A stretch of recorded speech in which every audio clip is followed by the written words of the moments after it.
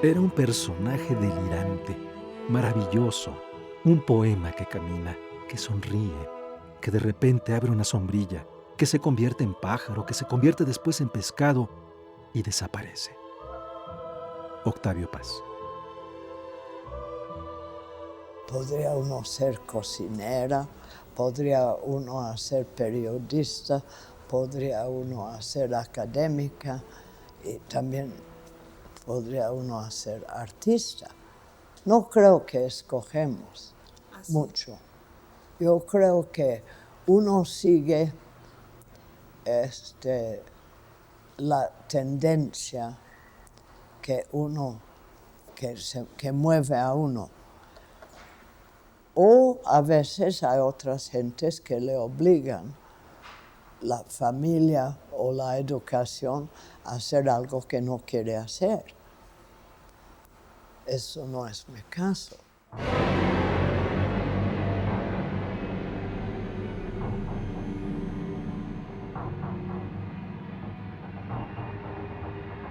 Leonora Carrington nace en efecto en el seno de una familia de una clase alta británica, acomodada después del periodo de la Revolución Industrial. Su padre era un gran empresario y bueno, Leonora Carrington fue la única hija en este matrimonio. Los demás fueron hombres, entonces ella tenía toda la carga social de representar a la familia en la corte y desarrollarse en efecto como una gran dama de sociedad. De hecho, tuvo una presentación en corte a la que su mamá la acompañó. Pero ella nunca estuvo muy cómoda en su propio papel. Su educación muy tradicional le va mostrando a ella que ese no es su camino, que ella tiene que buscar nuevos paradigmas. Y poco a poco se va dando cuenta que no es una niña tradicional, no es una niña callada, no es una niña quieta, no es una niña que se pueda educar a la manera en la que Inglaterra de aquella época educaba a las señoritas. Y sus principales intereses ya en la adolescencia, en efecto, comienzan a ser muy pictóricos. Ella comienza a indagar sobre la pintura, sobre la historia del arte. Su mamá inclusive le regala este libro de Max Ernst, que es como su primer encontronazo con el arte de su época. Y a partir de ese momento ella sabe que no va a cumplir con las expectativas de la sociedad de la Gran Bretaña. Sí, Leonora se prestaba muy mal a la domesticación, ¿no? Y sobre todo en la cultura de su tiempo, ¿verdad? Pues las mujeres eran educadas de principio a fin, tenían que ir a una escuela especial, no para aprender cosas, sino para aprender a comportarse frente a la sociedad. Entonces, claro, Leonora se rebeló contra todo eso, era una mujer demasiado inquieta para entrar en esas categorías. Ella va a estudiar arte a Londres primero y después hace un viaje también a París. Su mamá siempre la apoyó muchísimo, entonces muchos de estos primeros intentos de descubrir su lado artístico son patrocinados por su mamá. Ella va a la Academia de Oxenfant en Londres y después, cuando viaja a París, se empieza a involucrar de manera muy intensa con uno de los grupos más importantes en el arte del momento, que eran los surrealistas, ¿no? Es ahí donde conoce pues, nada menos que a Max Ernst y a los demás surrealistas. Y Leonora Carrington participa, y te digo tan activamente porque ella se convirtió en uno de estos femme enfant que le llamaban los surrealistas, ¿no? Ella fue parte de este grupo, sin embargo, Leonora Carrington era más allá, ¿no? Y se iba a dar cuenta tiempo después de que su práctica artística correspondía a un estilo que iba más allá del surrealismo. Por supuesto que la guerra es un fenómeno que a todos los europeos los ha afectado en cierta manera, pero en Leonora Carrington, que es tan sensible y tan artística en su forma de vivir, la afecta profundamente. Ella inclusive llega a sintomatizar la guerra. Ella lo relata como si ella fuera Europa y lo que le está pasando en lo físico es lo que a Europa le está pasando por la guerra. Ella, esto es bien sabido, tiene una crisis, digamos, emocional a partir del momento en que es separada de Maxence, que es atrapado por la policía francesa primero, ¿no? Y luego los nazis lo quieren agarrar también, gracias a Harold Carrington, ¿verdad? Pues de pronto se la toma prisionera y se la interna en esta casa para enfermos mentales con un doctor verdaderamente enloquecido, ese sí, el doctor Morales, ¿no? Que naturalmente pues tiene todo el cuadro, ¿verdad?, de un médico fascista. Es un médico que estaba trabajando para los franquistas, y entonces naturalmente la consideran una loca. Pues, ¿qué otra cosa podrían hacer?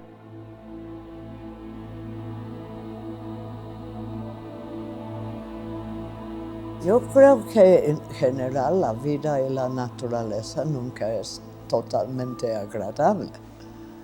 Yo creo que todos preguntan, cualquier persona aquí presente y usted misma, si la vida es siempre agradable. Pues no. Siempre hay dificultades con uno mismo, primero, a veces con los demás, a veces con el trabajo, a veces con el estómago, o a veces, no sé, ¿no? No puede generalizar por eso. Yo no sé cómo mi madre logra sobrevivir estas agresiones, ¿verdad?, tan brutales sobre su mente y su persona, pero lo logró, a pesar de estos salvajes, ¿verdad? Pues pudo ser una persona extraordinaria con una imaginación que es difícil, yo creo, de comparar, ¿no?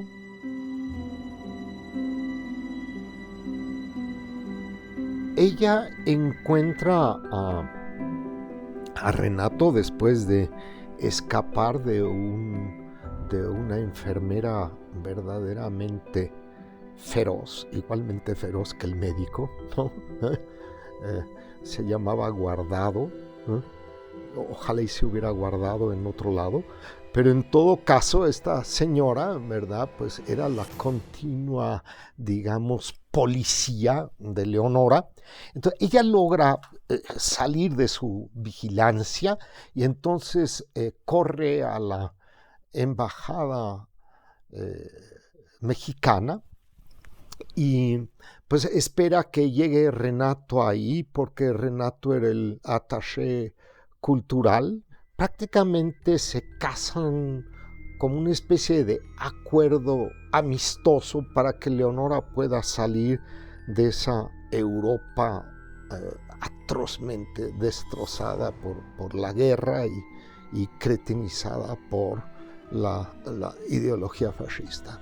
Entonces pues vive un tiempo con Renato hasta que conoce a mi padre, a Chiqui, un hombre que también escapa a una Europa verdaderamente siniestra de ese momento. Mi padre estuvo con Capa, con Robert Capa, y bueno, hay toda una historia ahí hasta que pues conoce a mi madre en México, y bueno, pues ahí tuvieron una larga relación, ¿no? Uno se hace parte del lugar a donde está uno, ¿no? Cuando te recibe, ¿no? Yo creo que Chiqui, por ejemplo, que es húngaro, se sienta también completamente mexicano. Él viene de Budapest. Tuvo encuentros y desencuentros, ¿no? Ella quería regresar a Inglaterra, ¿no? Es la verdad.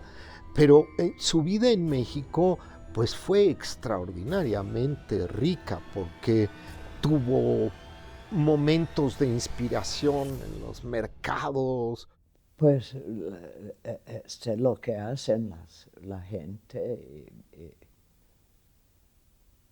y aspectos de cosas que es distinto, muy distinto aquí que Estados Unidos, por ejemplo, es completamente diferente. Hay un lado como de imaginativo en México general. Hay mucha imaginación. Aquí vas solamente a un mercado y está llena de cosas que te sorprenden. Luego le pidieron que hiciera un mural, digamos, para antropología. Y desde otro punto de vista, ella hace el museo de... Bueno, en el Museo de Antropología le piden este proyecto, visita Chiapas. En Chiapas conoce todo este mundo verdaderamente alucinado de mitologías mayas que la fascinan. Consulta el Popol Vuh, se vuelve una verdadera conocedora de todo esto. Ella era muy inquieta desde el punto de vista de sus lecturas y en este caso pues se informó muy bien, y en el museo tienen este mural y ahí está plasmado todo este mundo mitológico, sobrenatural de los mayas que la fascinó enormemente, ¿no? Ahora, claro, en las novelas también tiene un poco estos encuentros con amistades, ¿no? Como, bueno, pues en la Puerta de Piedra, digamos, en donde relata muchas de sus conversaciones, de su vida con Remedios Varo, y en fin, pues su vida estaba aquí y formábamos esta pequeña, digamos, tribu, ¿no? Con Catiorna, con José, con Remedios.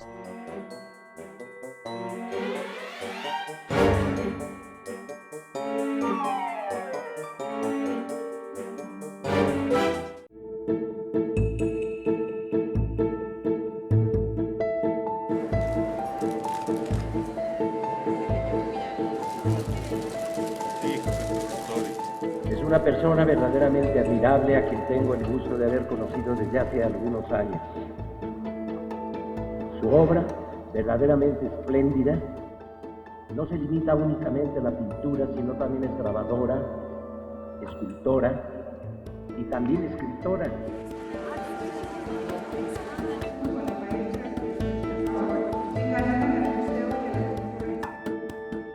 La imaginación no solo refleja realidad, la crea. Lo fantástico es solo la realidad más excepcional. El arte contempla al mundo creando un mundo al lado del mundo.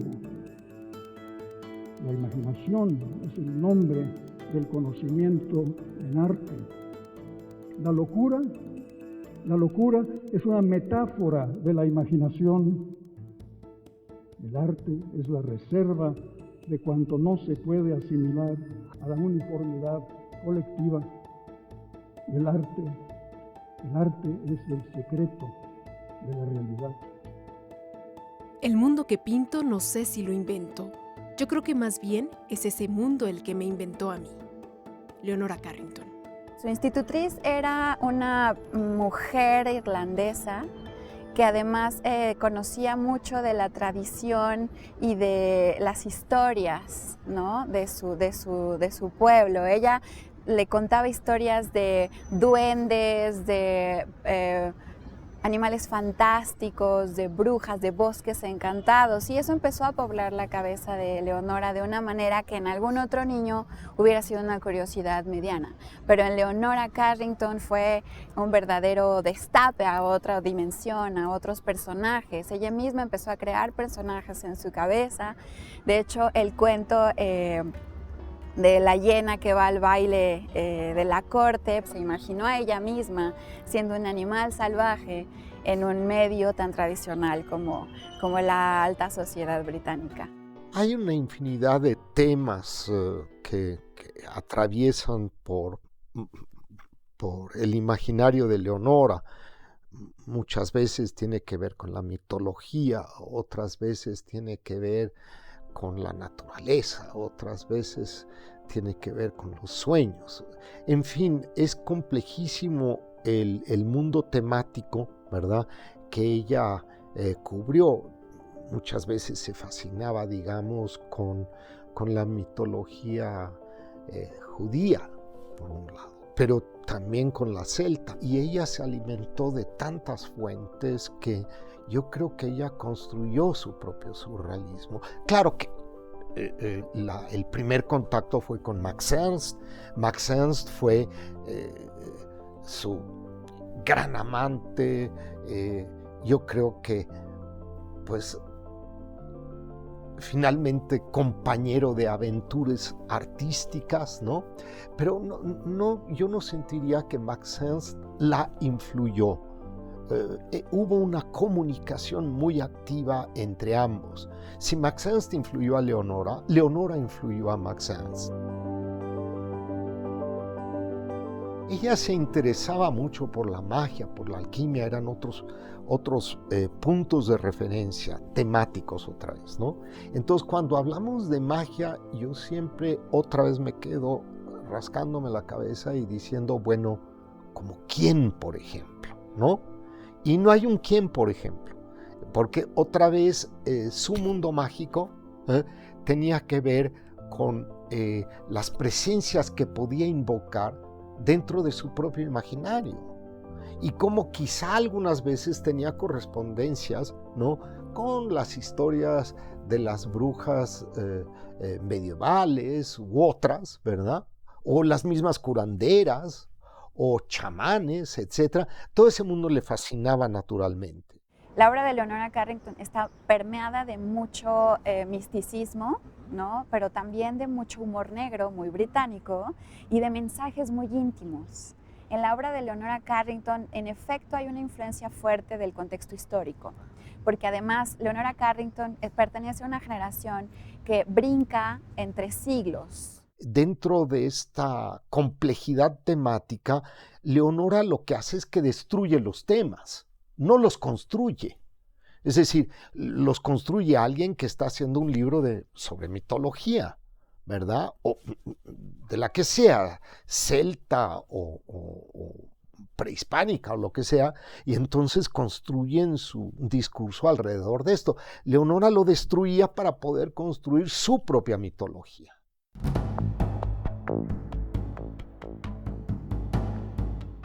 Leonora siempre se interesó por la forma. Entonces, en el momento en que ella se interesa por la forma, pues esta se puede manifestar ya sea en la escultura, ya sea en el tejido, ya sea en el barro, en la pintura misma y hasta en la literatura también, que está hecha de formas. Y Leonora era especialmente icónica con sus trabajos, digamos, narrativos.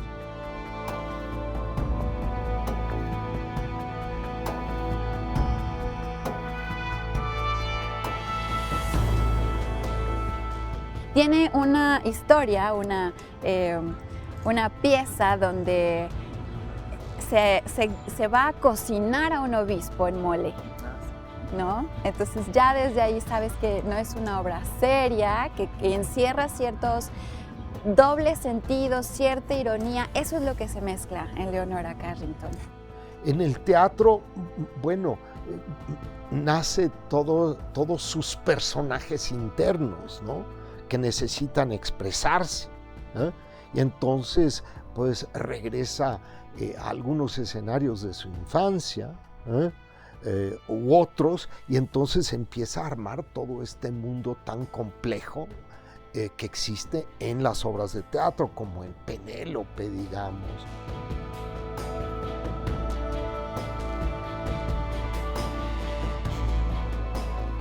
Tenía su propio imaginario. La escultura tiene su mundo especial para ella, ¿no?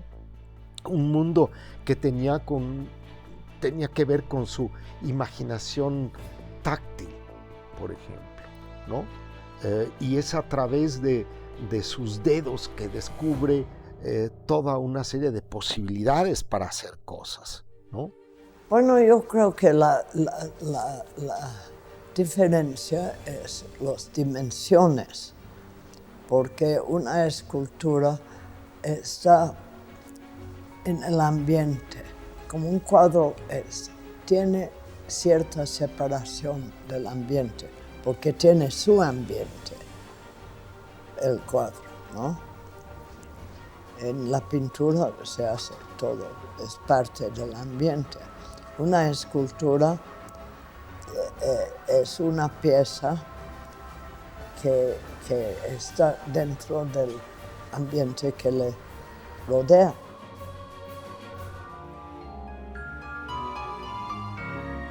El cocodrilo lo inicié con un dibujo que salió así. Así salen las cosas. ¿De dónde salen? Esto no sabemos. No lo pensé en nada, ¿no? No. Luego salió que una cosa que resultó como algo. Yo no la había pensado en términos de escultura, pero primeramente salió en una cosa como de este tamaño. Y no lo pensé en una cosa enorme, ¿no?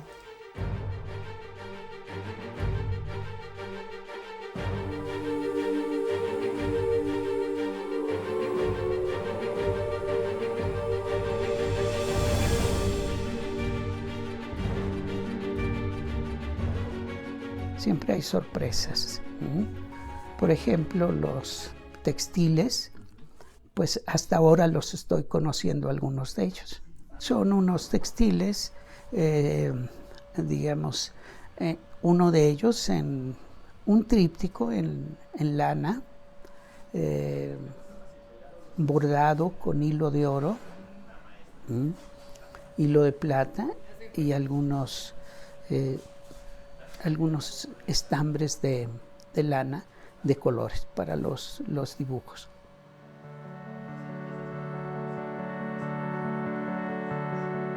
Es una especie de collage sobre la cual ella hizo una serie de trazos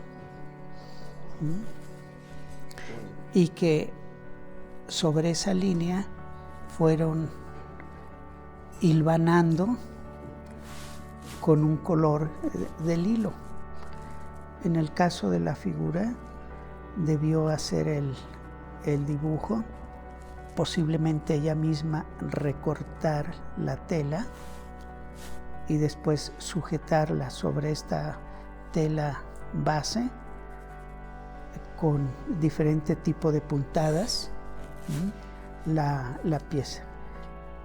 No dudaría que la maestra hiciera la aplicación con el hilo, ¿verdad? Pero también podría ser la colaboración de alguien. Las litografías, los dibujos, los grabados en general, ya los conocía. Pero los textiles sí fue un poco sorpresa para mí.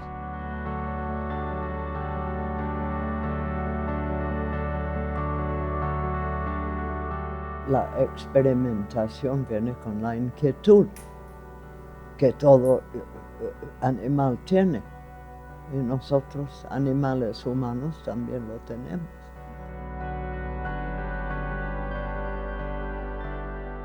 Y esto era algo que ella me explicó, ¿no? Que a veces lo que uno tiene en la imaginación sale en pintura, pero no sale en escultura. O sale en escultura, pero no sale en literatura. O sale en literatura y no en pintura. Entonces, de alguna manera, por eso le encantaba hacer diferentes cosas, porque en algunos planos nada más no se puede transferir lo que uno está tratando de decir, o sus preocupaciones, o sus su imaginación. Entonces, el poder tener más opciones, pues le ayudó mucho para poder expresarse de la manera que ella quería.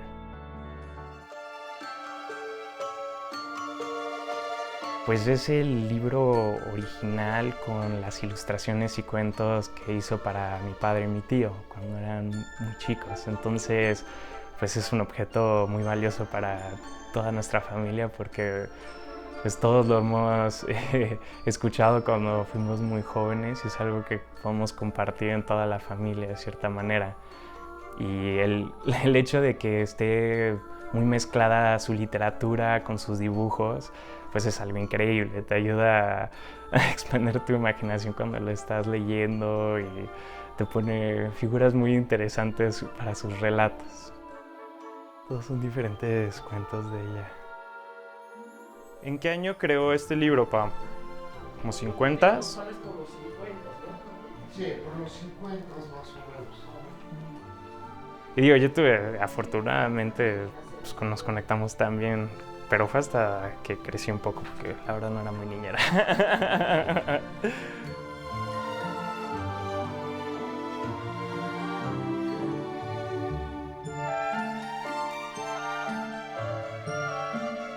Siempre uno está tratando de hacer algo que no exactamente no se logra. Siempre uno quiere mover de donde uno está. Yo creo que esto pasa en todos los trabajos. Uno nunca dice que ya, esto ya está bien.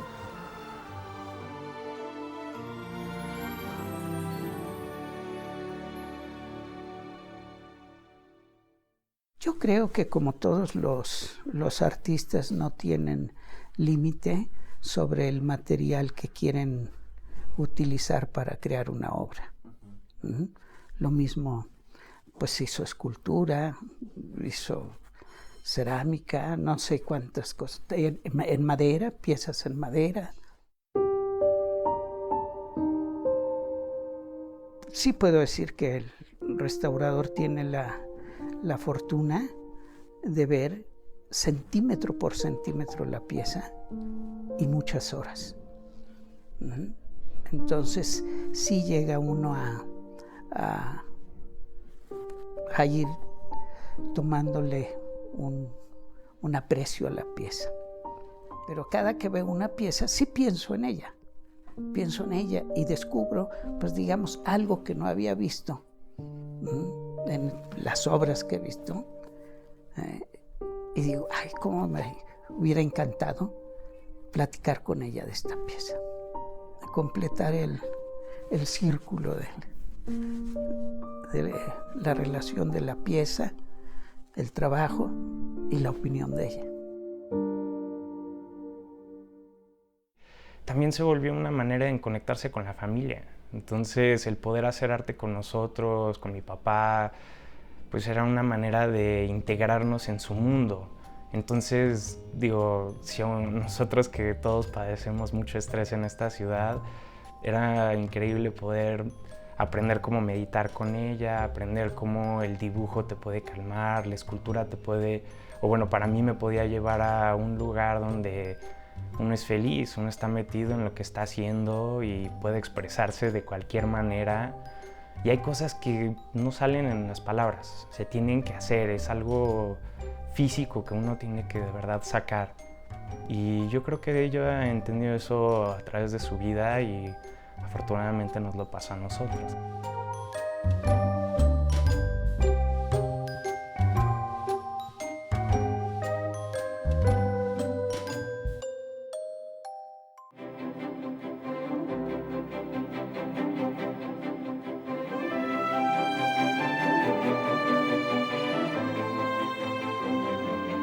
El primer proyecto fue a una carpeta de donde ella era la gran dame, obviamente, de 12 artistas aquí en México, y yo le pedí que ella fuera la invitada especial para esta carpeta y me dijo que sí. Era un grabado más o menos de 30 por 20 muy bonito, le gustó cómo trabajó conmigo y así continuamos. Antes ya había hecho un grabado chiquito donde le gustó el aguafuerte de la manera en la que lo atacaba. Y le gusta también la mordiente holandés, le gusta que atacáramos la placa al revés, le gustaba el grabado de la forma tradicional.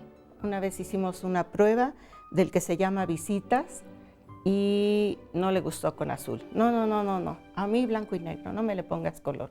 Todo tiene su parte técnica, ¿verdad? Todo.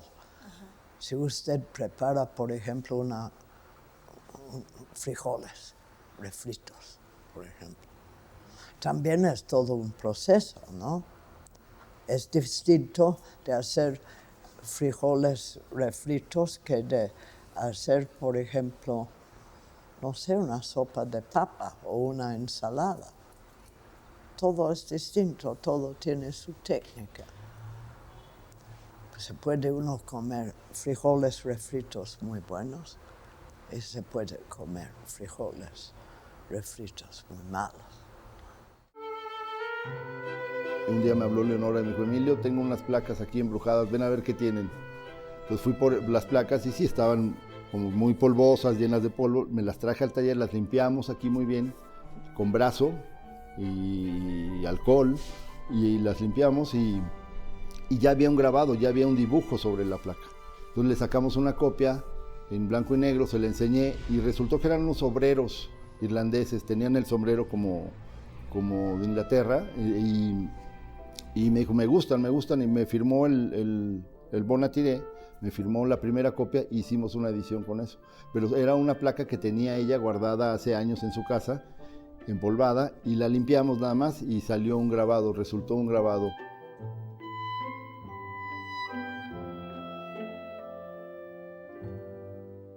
Pues la empatía era el trabajo, ¿no? La empatía era el proyecto que teníamos de hacer un libro, de hacer un proyecto gráfico aquí en el taller con Leonora Carrington, ¿no? Eso fue lo que nos vinculó, lo que nos acercó. Escribí un libro que se llamaba The Dark Book, el libro oscuro, en el que colaboramos ambos, ¿no? Entonces, ella hacía un dibujo, yo escribía un poema, o yo escribía un poema y ella realizaba un dibujo. Entonces, este tipo de intercambio fue extraordinariamente enriquecedor para mí. Es un libro que Leonora propuso de hacer, era un libro objeto, un libro que se puede mover, se puede desarmar, se puede voltear. Y Leonora lo diseñó completamente, se tardó ella, tiene más de 20 placas, más de 20 grabados el libro, y Leonora se tardó 3 meses en hacerlo, en hacer las placas. Y yo me tardé 7, 8 meses en imprimirlo, encuadernarlo, imprimir la tipografía, imprimir los textos. Fue un año de trabajo dedicado a Leonora Carrington nada más. El libro estuvo diseñado para unos poemas de Gabriel Báizi. Primero estuvo la imagen y luego estuvo el texto, así fue. Y son haikus, son mini poemas de Gabriel que tienen que ver con el grabado de Leonora, que tienen que ver con la imagen, ¿no? Están muy claros algunos textos con la imagen, dialogan muy bien. Bueno, este es el libro de Dark Book, es piel de cochino y tiene papel arches, un papel francés, y los grabados son aguafuerte, aguatinta, que son las técnicas básicas del grabado, ¿no? Ella manejaba el idioma inglés todo el tiempo, entonces todo el tiempo se comunicaba en inglés y es una cultura de ella, ¿no? Ella lo quiso así. Y algunos textos están al revés completamente, ¿no? Y entonces hay que voltear el libro como aquí. Este texto es el mismo, pero aquí está al revés. Aquí empieza de derecha a izquierda, ella sí lo quiso. Sí, es que ella era ambidiestra, o sea, derecha a izquierda, trabajaba con las dos manos, era derecha y era zurda. Entonces te firmaba algunas firmas con la izquierda y otras con la derecha. Sí, tenía esa habilidad y de leer también, de derecha a izquierda. Muy observadora, muy cuidadosa y y su trazo era pues de línea, ¿no? Era línea, era dibujo, es puro dibujo y luego meter los tonos de aguatinta que son los claros oscuros, ¿no? En el grabado. Tiene este grabado que va a color, es el único que va a color, y luego tiene esta parte que es como, era su parte divertida, que este también es un grabado, es un gusano, es la historia que cuenta ella, es un gusano y un burro peleándose por un hueso. Dice que era su mejor frase política.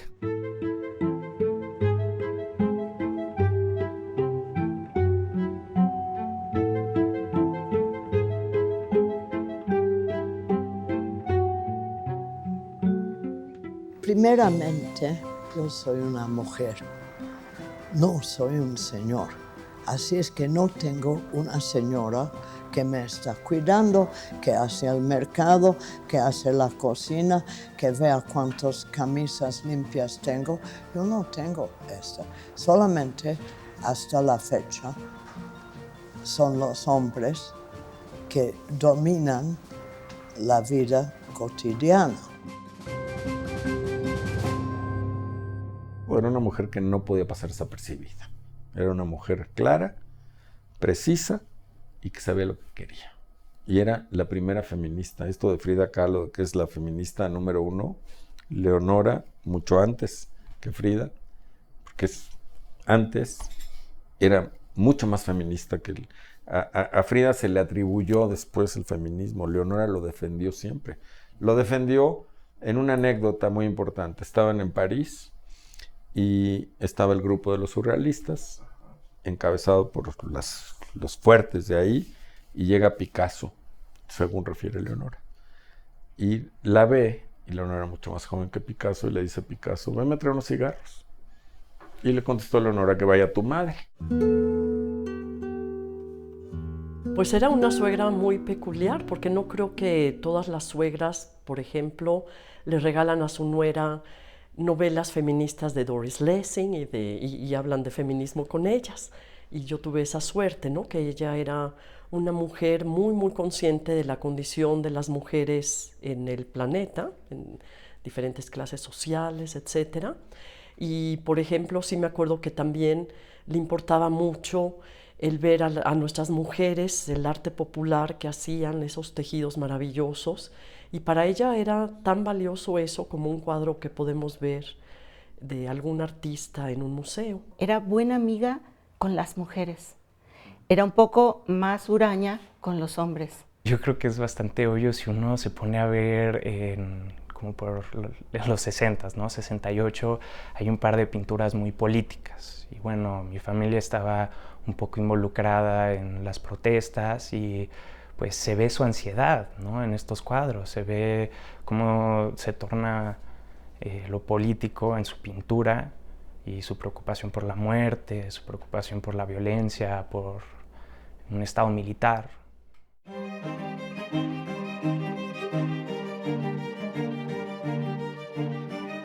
En los tiempos de Echeverría, sus hijos eran alumnos de la universidad y tenían un de estos mimeógrafos a donde estaban imprimiendo propaganda política en la universidad por todos los paros y todo lo que había habido en el 68.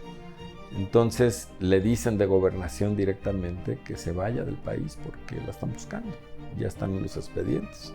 Entierran en este jardín desordenado de Chihuahua el mimeógrafo y se salen de la casa y se pintan y se van a Nueva Orleans. Yo espero que he cambiado mucho.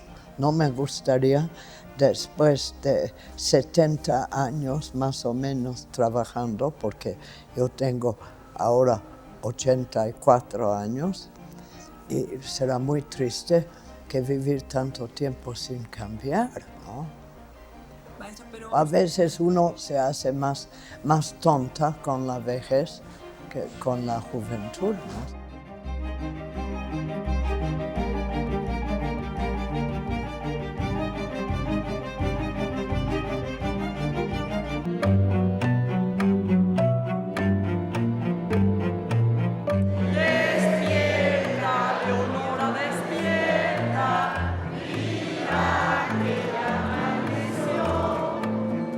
Los pajarillos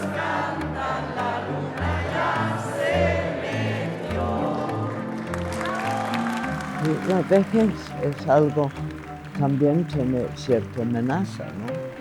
Tenemos miedo a la muerte. Quizá no aprendí bastante, que quedo ignorante. No sabemos qué pasa con la muerte, nadie sabe esto. Hay mucha teoría, pero de saber nadie sabe. No llegué a entender la teoría de Einstein, que el tiempo y el espacio es la misma cosa. Esto me parece muy misterioso.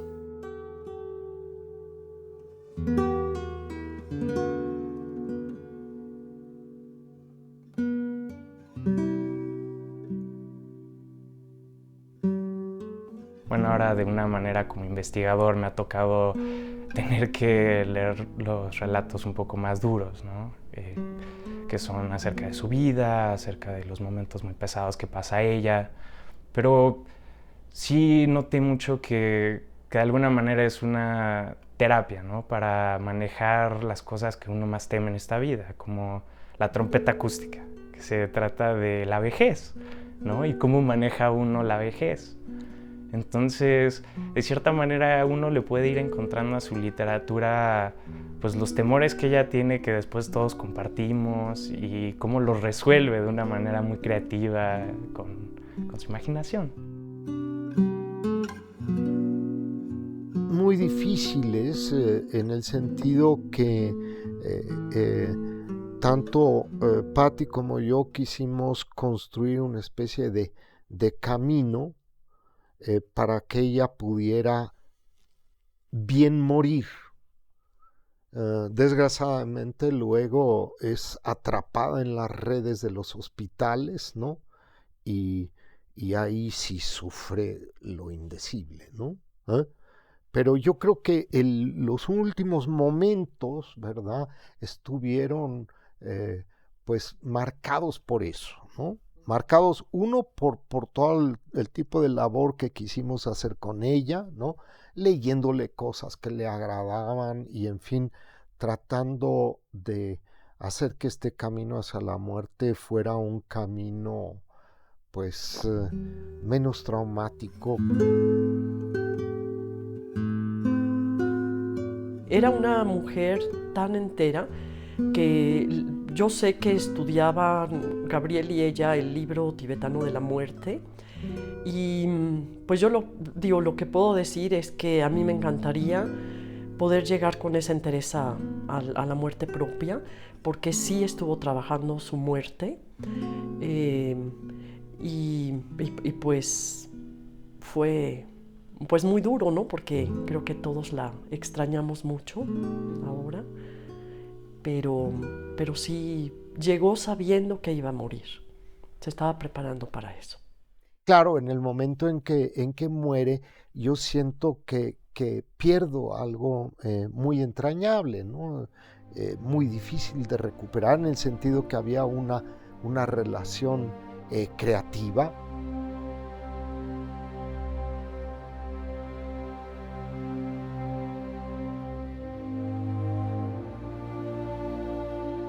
Y yo creo que hoy muere una gran mujer, pero nace una leyenda. Y a esa leyenda ayuda todo esto, todos estos personajes místicos que no sabemos de dónde salieron, no saldrán más. Eso es lo que hay.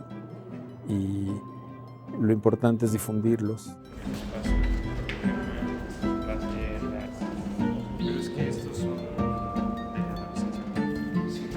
Está tratando de resolver cuestiones de exposiciones, da asesoría a distintos investigadores e investigadoras, está involucrada también en proyectos de cine, porque hay personas que quieren hacer cuestiones de películas o simple y sencillamente escribir cosas sobre ella, y entonces hay una relación con muchas personas, ¿no? En distintas partes del mundo, para poder siempre estar presentes y brindar ayuda en medida de nuestras posibilidades, ¿no? Me ha tocado ayudar mucho con lo del archivo, recolectar ciertas cosas de diferentes museos, ponerme en contacto con diferente gente para podernos ayudar a recolectar todos estos documentos y fotografías y cosas de exposiciones y hasta cartas, ¿no? Y de otra faceta también ayudo mucho a tratar de digitalizar mucho de lo que es la obra, tratar de que la página web esté actualizada, pues tratar de traerlo a la nueva generación de alguna manera, ¿no? Tratar de que sigan interesados en la obra de mi abuela y pues espero que lo esté logrando. El problema del catálogo razonado es muy serio, en el sentido que hay tanta obra que un catálogo razonado supuestamente, ¿verdad?, es un lugar que sirve como referencia a lo que es o no la obra de Leonora. Y esto hace muy complicada la empresa, porque pues Leonora hizo cuestiones en textiles, hizo cuestiones en barro, hizo cuestiones en escultura, pintura, grabado, dibujo, etcétera, ¿no?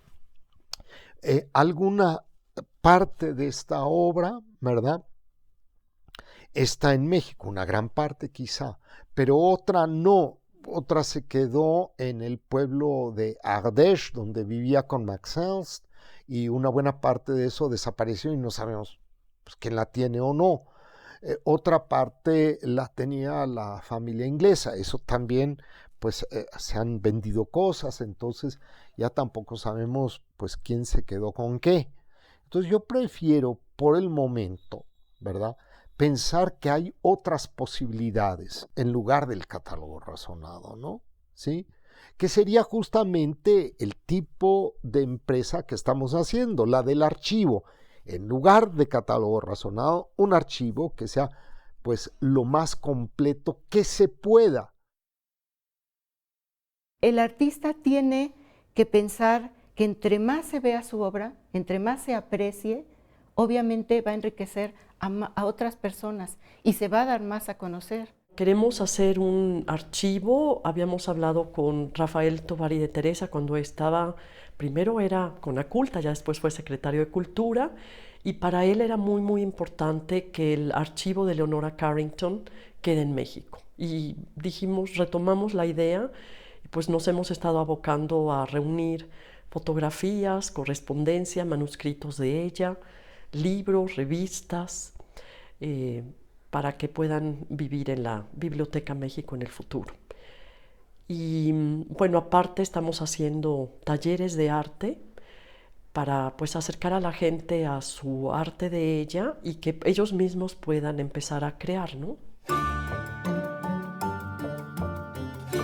Yo creo que uno mantiene siempre una liga, se dice, una liga con lo que uno ha hecho, aunque son cosas muy, muy viejas.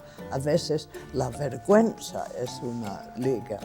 A veces un día, ay, no me gusta lo que hice, o sí me gusta. Y en este sentido, sí, siempre hay liga cuando lo que uno hace, ¿no?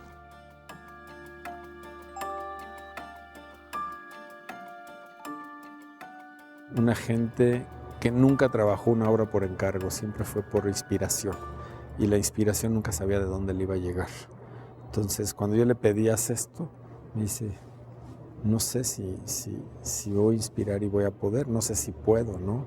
Llegaban gente que yo conozco del extranjero con cheques firmados, abiertos a lo que ella quisiera, y decía, ¿y si no puedo? ¿Y si no me llega la inspiración? Yo no puedo recibir nada, y no lo recibía. Entonces, una mujer que entendió el éxito en la humildad, en la discreción y de una manera absolutamente comprometida con su medio ambiente. Leonora siempre estaba de muy buen humor, estaba con bromas un poco fuertes a veces, pero siempre con un objetivo de trabajar, de sacar las placas, de sacar los grabados, de fijarse en la calidad de lo que estaba haciendo, ¿no? Que me encantan las mujeres con carácter. y ella tenía mucho carácter, sabía bien lo que quería, cómo le gustaban las cosas. Pues tuvo la suerte de que México fue muy bueno para ella, ¿no? El tener a gente que se acercara y le dijera cuánto significaba sus pinturas y todo eso. Yo veía, digo, secretamente que de verdad le gustaba. Era una persona que no le gustaba mucho que la gente se le acercara y cosas así, pero lo apreciaba, era algo que le importaba. Lo que le encantaba a Leonora era que la gente viera las cosas y que ellos le dijeran qué sentían, qué veían. A Leonora Carrington no hay que interpretarla, hay que saber mirarla, hay que disfrutarla desde lo místico, lo profundo, lo íntimo que puede ser su pintura, su escultura, etc.